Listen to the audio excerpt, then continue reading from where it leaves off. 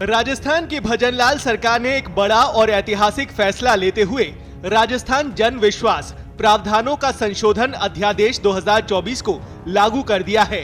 यह अध्यादेश सीधे तौर पर आम जनता और छोटे मोटे कारोबारियों को बड़ी राहत देने वाले हैं। इसका मकसद मामूली उल्लंघनों यानी माइनर ऑफेंसेस और छोटे अपराधों को आपराधिक श्रेणी से बाहर करना है। यानी कि अब कई छोटे मामलों में तुरंत जेल भेजने के बजाय जुर्माना यानी पेनल्टी लेकर मामला निपटाया जाएगा। ये अध्यादेश केंद्र सरकार के जन विश्वास प्रावधानों का संशोधन अधिनियम 2023 की तर्ज पर लागू किया गया है, जिससे सरकार का मकसद न्याय व्यवस्था पर बोझ कम करना और ईज ऑफ डूइंग बिजनेस को बढ़ाना है। पहले जहां मामूली उल्लंघन पर सीधे पुलिस कार्रवाई और जेल का प्रावधान था, वहीं अब ऐसे मामूली उल्लंघनों को गैर आपराधिक बनाया गया है। इसी तरह से अब जुर्माने या प्रशासनिक समाधान से मामले निपटाए जाएंगे, जिससे कोर्ट का बोझ कम होगा। वहीं छोटे कारोबारियों को लाइसेंस और परमिट के मामूली नियमों के उल्लंघन पर जेल जाने का डर हुआ करता था, जिनके पास अब जुर्माने का विकल्प रहेगा, जिससे कारोबारियों को डर के माहौल से मुक्ति मिलेगी। इस अध्यादेश से राज्य के 20 से ज्यादा विभागों से जुड़े 100 से ज्यादा छोटे अपराधों में संशोधन किया गया है।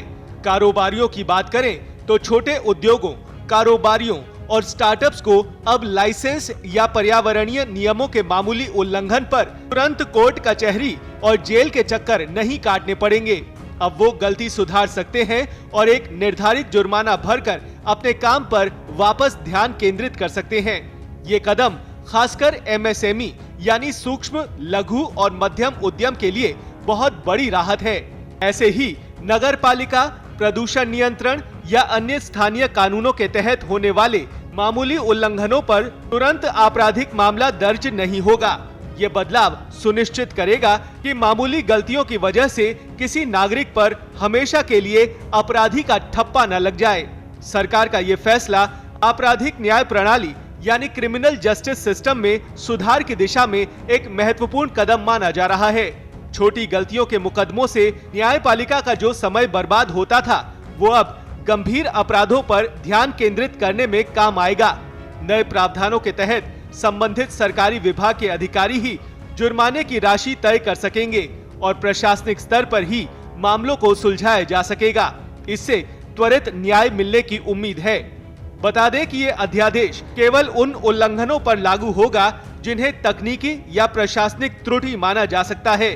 गंभीर अपराध जैसे चोरी, भ्रष्टाचार, धोखाधड़ी या मानव स्वास्थ्य और सुरक्षा को खतरे में डालने वाले अपराधों में कोई बदलाव नहीं किया गया है। ब्यूरो रिपोर्ट, पत्रिका डिजिटल। देश दुनिया की ताजा खबरें और वीडियोस के लिए अभी डाउनलोड करें पत्रिका ऐप।